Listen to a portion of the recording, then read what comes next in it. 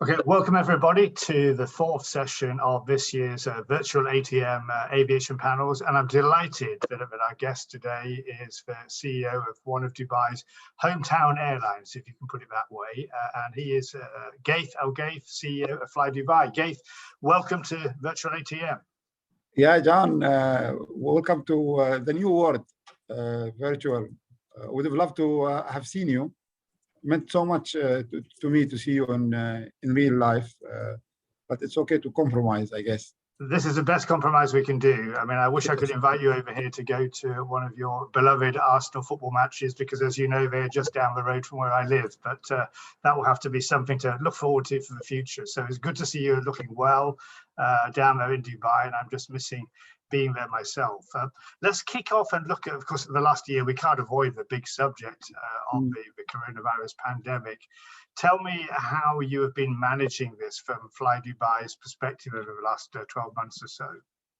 Well, thank you, John, for giving us this opportunity to see you and to be part of this incredible industry that we are in, and having kept this ATM on, and having this opportunity to talk to our beloved family, extended family of travel enthusiasm is a great opportunity, because that's what we miss, this family connection, and thank God we have this and the ATM to do that. So I would like to say thank you for that. Of course, this is an unprecedented thing that happened to the humanity, and nobody was ready. And I talk about all type of walks of life, so we in the airline business and in the United Arab Emirates, like other, we had to learn very quickly and adjust very rapidly.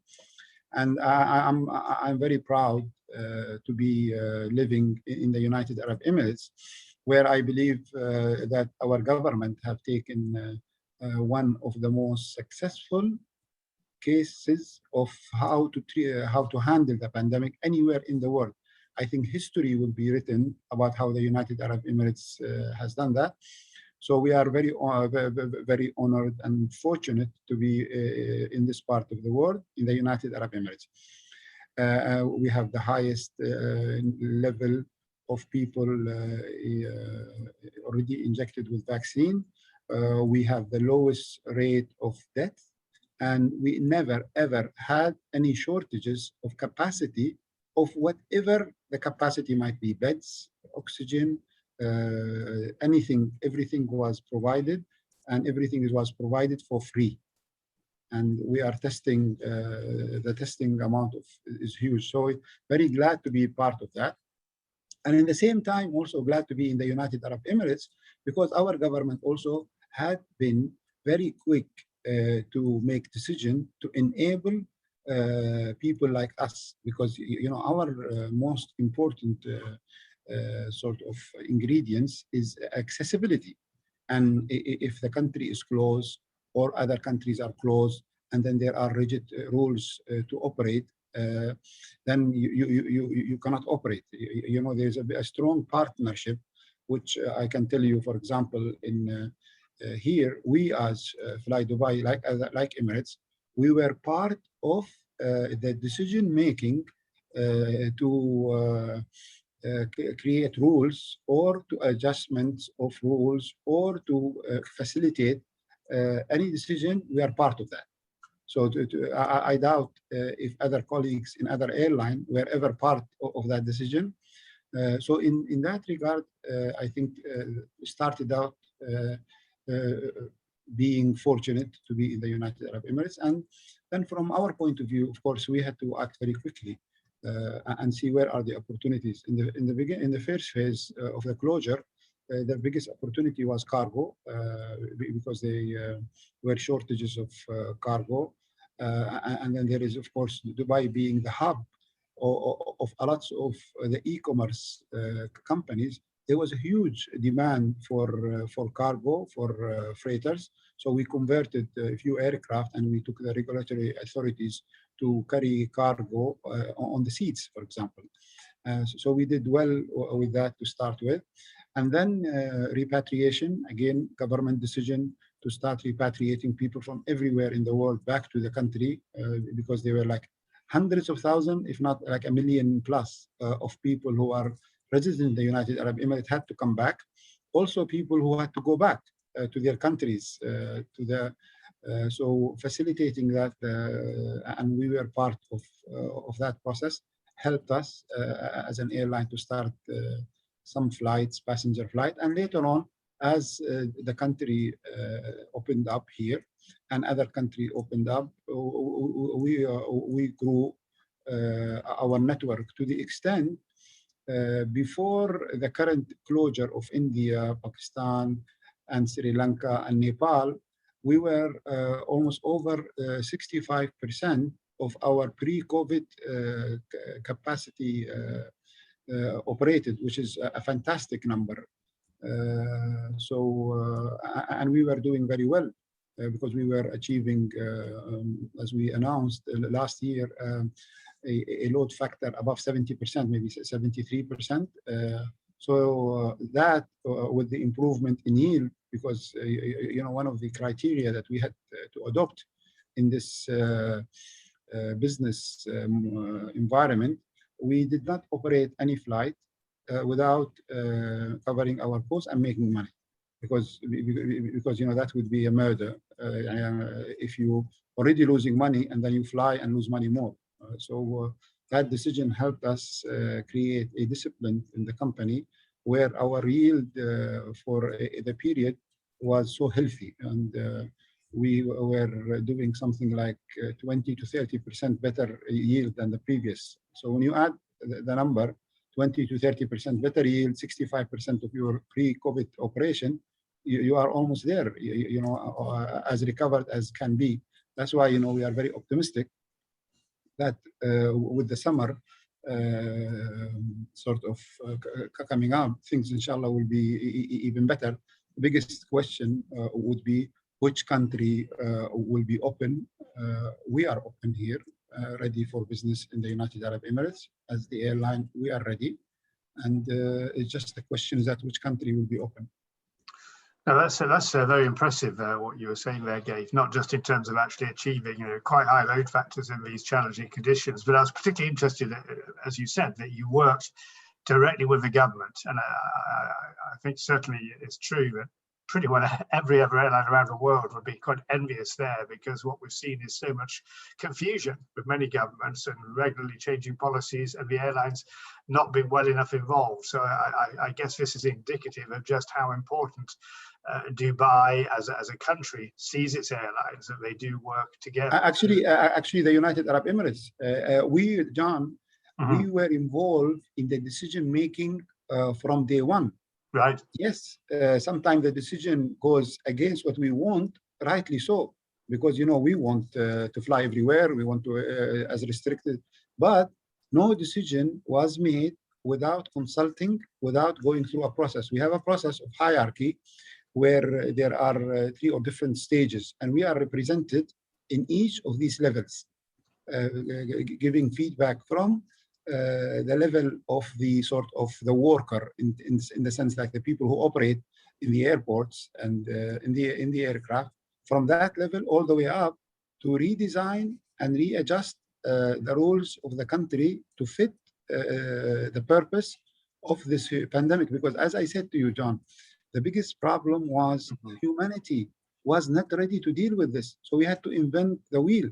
Exactly. And alhamdulillah, here in the United Arab Emirates, so proud to say that our government and our country and our private sector worked hand in hand to set the rules, enable for us to achieve the best possible result. That's very positive. And tell me, Ghaith, how did you handle the situation? If you look at it from a human point of view, how did you handle the challenges with regard to your staff and then with the customers, in terms of when customers could travel, beginning to rebuild confidence amongst them to fly again? Well, with customer, it was very simple, because you had to be as true to your obligations, because we always say in the airline the safety and security of our staff and our passenger is our number one priority. And through so, to what we have done is that we ensured that our staff is protected when they operated. Our airport is protected. Again, working with the government, who never spared an ounce of action or a pence of money to support. Did everything that they need to be, and for the airlines to ensure that our staff feel safe, and our customer feel safe, that when they operate with us, we are, and as you know, John, better than many people, the airline industry are well positioned to sort of adopt and ensure safety and security of the passenger. And it was like easy to do because it's part of our nature. So we did that. As far as our staff is concerned, that was the tough one, because to be honest with you, you build such a beautiful team.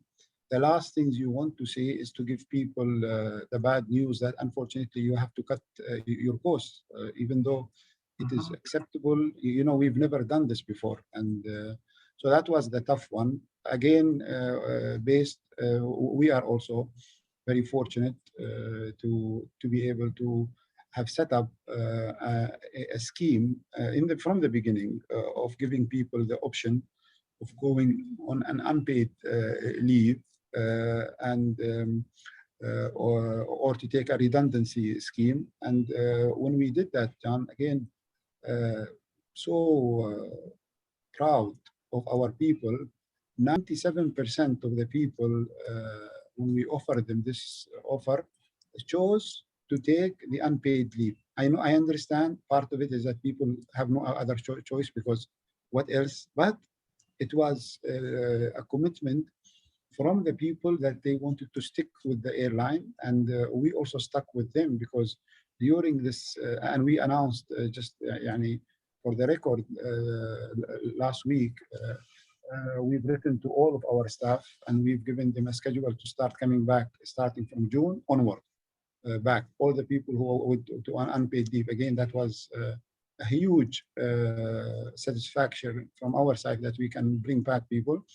But it shows that people are committed to the company, and we try to work out some of their problem, because don't forget, a lot of the people who work with us, the United Arab Emirates is their second home. So we again had to go make sure that any issue with regards to anybody, they have to be treated as best as possible. We had a very good support from all the regulatory authorities and also from partners. For example, as simple as people have banks and they have loans. So we worked with these banks to give people some kind of relief to deferment of payments. We don't talk a lot about these things, but it shows how in the United Arab Emirates, people came together to solve issues to that extent, to look after their staff. And we are very proud of what we've done, because the feedback we got during this terrible time of how people valued what we have done was so encouraging, that made us so proud that we can do even more.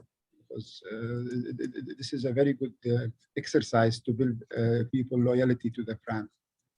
Absolutely. Now, of course, you just had your annual financial results out in the last few weeks, and inevitably there was Reading. You lost money. I can't think of an airline in the world that hasn't lost money in the last year, but you've managed this, and you've also managed to go out and raise independent liquidity. I had the opportunity to speak with your CFO, Francois Oberhausen, a couple of weeks ago. So I know there's been a lot of work by your financial teams. Tell us a bit more about that side of it, because that's a key part for you as a CEO, isn't it? Managing the business to keep yourself afloat, if that's the right way to put it. Yes, we did very well. Our team and our commitments to protect the company, to reduce our cost, was a huge exercise, and we had to work with our partner, not only thank our staff, but all of our partner, all the way from the handling agents, to the travel agents, all the way to the lessors, for coming to support us, and we did very well. And what we, the most reward, John, was our ability to start getting the business back on track.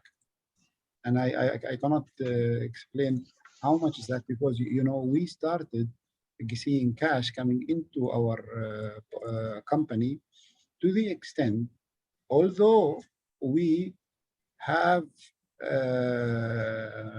assurance from the shareholders, anything we need, they will support us.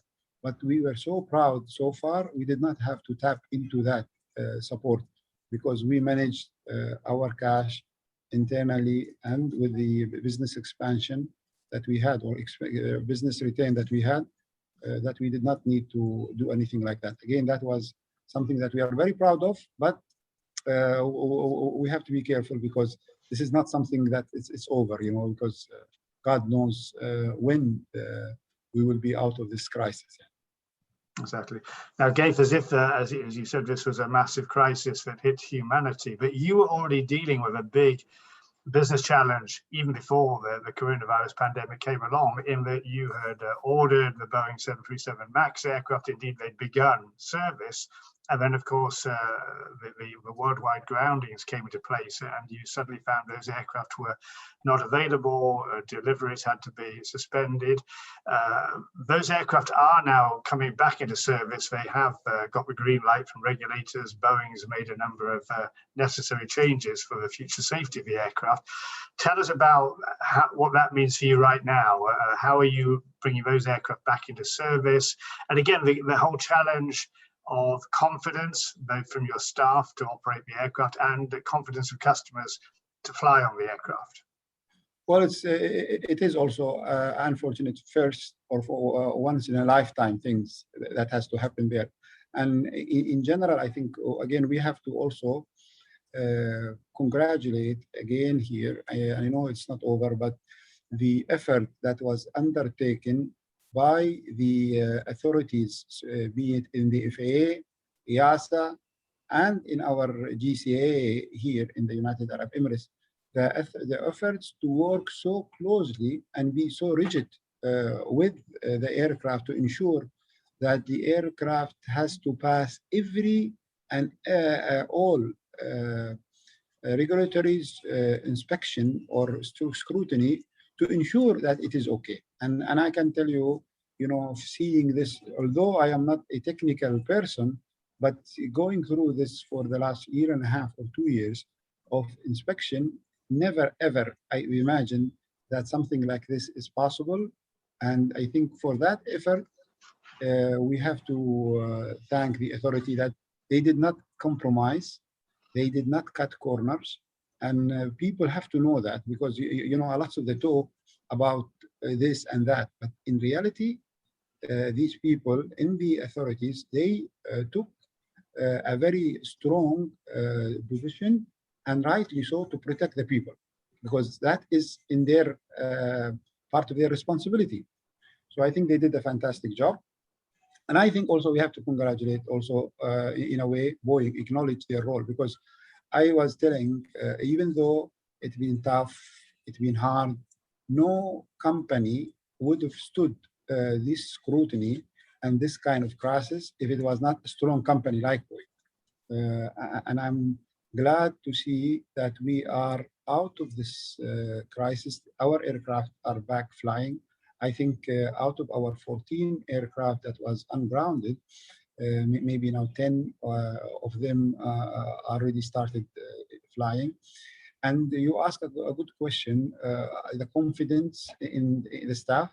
Of course, our staff had confidence in the aircraft, because they know over the last 2 years, we had to go through a very rigid process to ensure that these aircraft are, when they are on the ground, they are well taken care of, and implemented all of the rigid condition or restriction to ensure that the aircraft is safe to come back, and implemented even more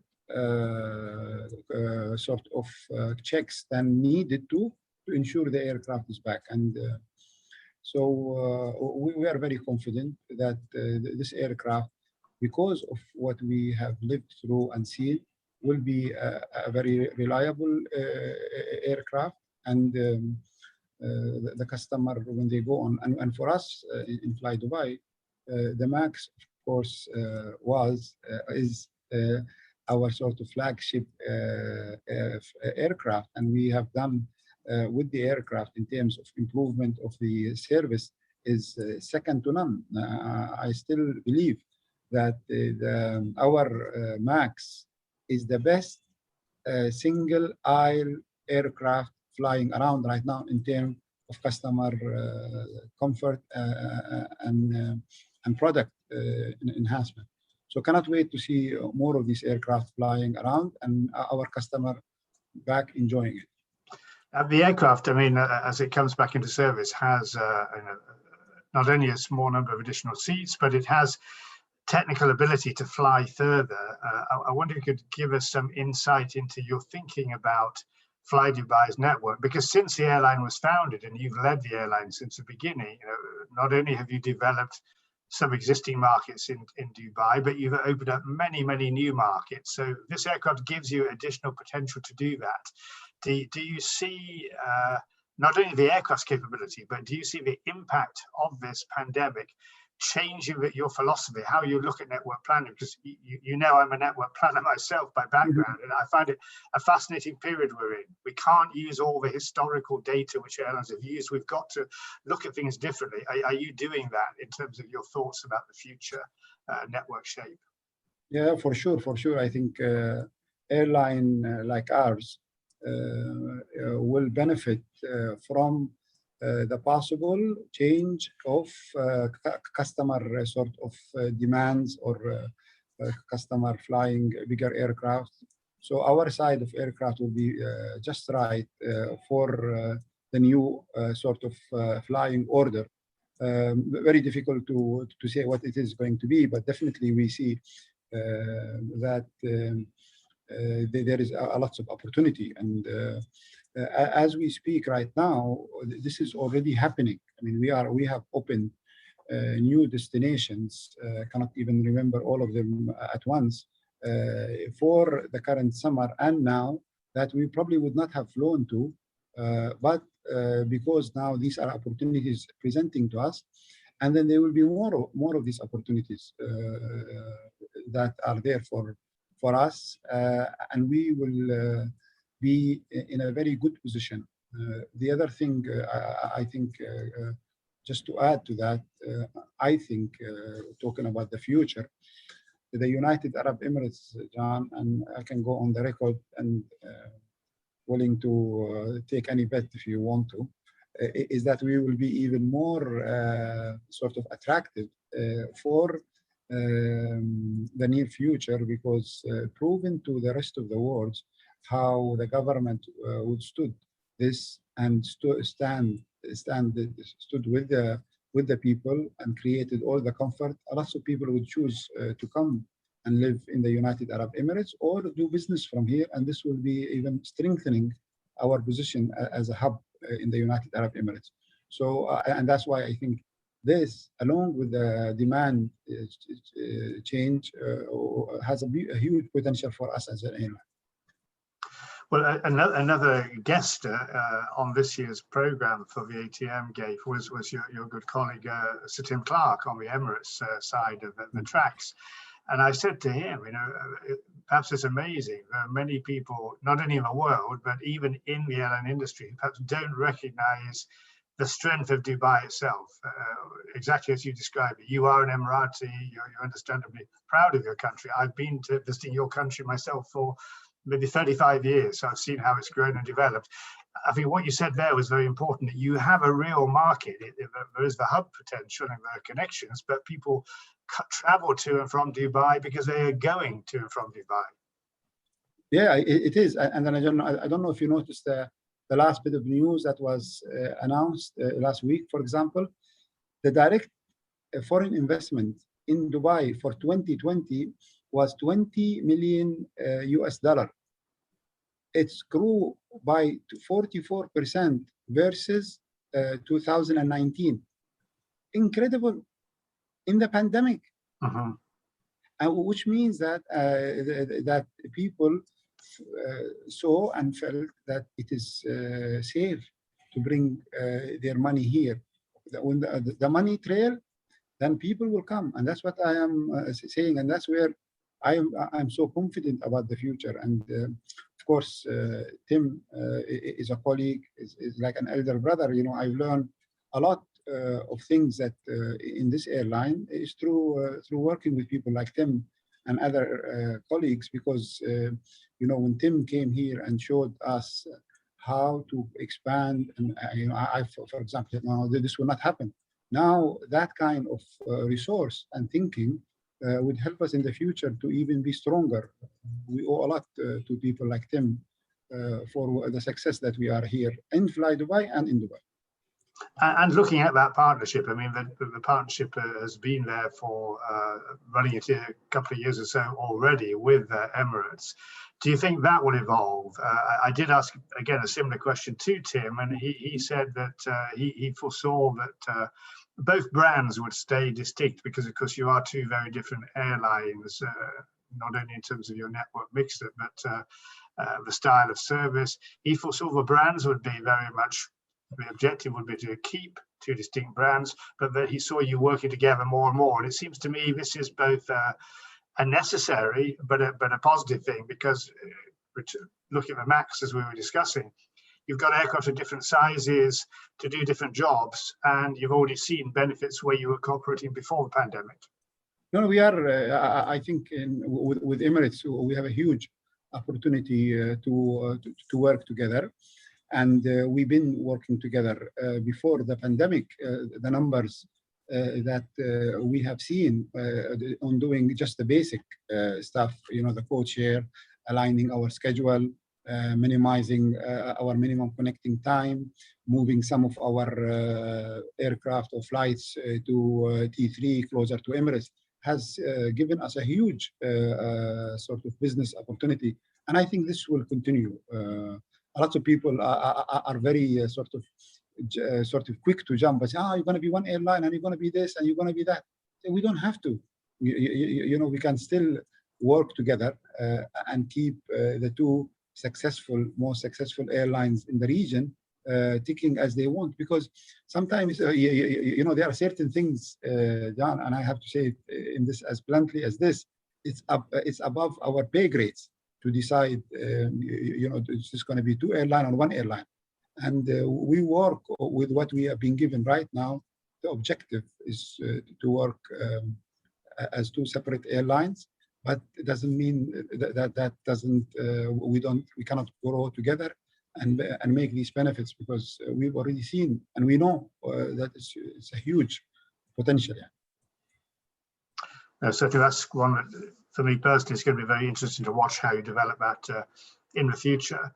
We're getting quite short on time already, Ghaith. It's always difficult to cram everything into the time available because there's so much to talk about. But you did mention about the onboard product, and I'd just like to ask you quickly about that, because you've got a business class. I remember times that when we've met, I've certainly asked you and your team about, is that a good idea to have a fixed cabin business class with really superb lie flat seats? But I'm wondering now if that could be maybe more positive for you than for some airlines around the world. We know a lot of airlines, probably Emirates included, are going to have to reappraise business class on some long-haul markets where perhaps corporate demand may reduce structurally because of things like we're doing today, these video meetings. But I'm wondering whether you might be better placed because of maybe partly culturally, some people in the Gulf region wouldn't actually travel any other class than business. And there's a big desire to travel face-to-face, but people are also more conscious now of having space and distance. What is your feeling about that, the role of business class for flydubai as we move ahead? We always said in the past, you know, Dubai is, and the United Arab Emirates is a business hub. There is a lot of demand for business here. So that's why, and then we go to all of these countries. I mean, we go to lots of countries where we have people would want to travel in business, and that's why there is a real demand. And as you rightly said now, more people will be coming to and from Dubai. The to and from people really demand business class, and that's why having business class is more logical now for us, and it will be in the future. And again, working with Emirates makes it even more important to have a business class. We work very hard in the company to ensure that our cost is lower. For example, forgot to mention when you talked about the MAX, about where will the MAX take us. Yes, it will take us to more places. But the best things about the MAX is that you would reduce your operating cost by 10 to 15%. Again, that's huge, and it's needed right now. So very confident about business class, and all of what you have said, yes, plus the fact that there is huge potential of demand for business class because of the routes we fly, because the location where we are. Ghaith, the clock is moving against us, so I do want to put just one final question to you, and it's a more personal question. Obviously, I've been fortunate enough to know you for a number of years. I didn't know you when you were at Emirates, but I've seen you develop and lead at flydubai, and of course that has involved work, not always the happy side of things, not always the positive story about development, but dealing with crises, dealing with tragedy, dealing with, as you said, this situation right now with COVID, which is affecting humanity alongside the MAX. How has that shaped you as a man, Ghaith? I mean, the dealing with the difficult things as well as dealing with the more exciting things. What does it mean for you philosophically? No, I mean, to be honest with you, yes, grown a lot during this time. All of these issues that you have to handle make you much stronger, more considerate. And working with people like Tim and other colleagues from all over the world, we are so fortunate that we have different people from all over the world working with us here. And there is nothing I can say, describe how it is fantastic and so rewarding and so encouraging to work with somebody like Sheikh Ahmed. I mean, it's, a lot of people know how wonderful a person is Sheikh Ahmed because they interact with him for a simple time. I interact with him all the time, all my life. And that man really deserves all of the credit for what we have done for aviation, for what he done for our country, and what he done for people like me. Because, having to work with him, and I'll tell you a quick story. I remember when we had the crash, which is a terrible news to be, and it's probably the worst moment anybody can have. His Highness was there maybe 5 minutes after me. I managed to go there because I knew the news better. I called him, and he was in the office with us from that morning until the evening, sitting, guiding, and supporting us in a way I would never have gone through this without him sitting there or standing there with us. And not me, the rest of the staff also. So incredible person. And if you don't learn from people like that and situation like that, I guess it's sad, but I'm fortunate.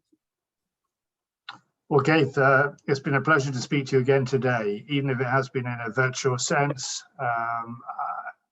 Fascinating as ever to hear about the flydubai story. We wish you continued good luck in combating this crisis, coming out of the other side bigger, better and stronger.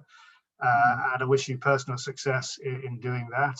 I hope that very soon we'll be able to get you back in London so you can see your beloved Arsenal playing another match live.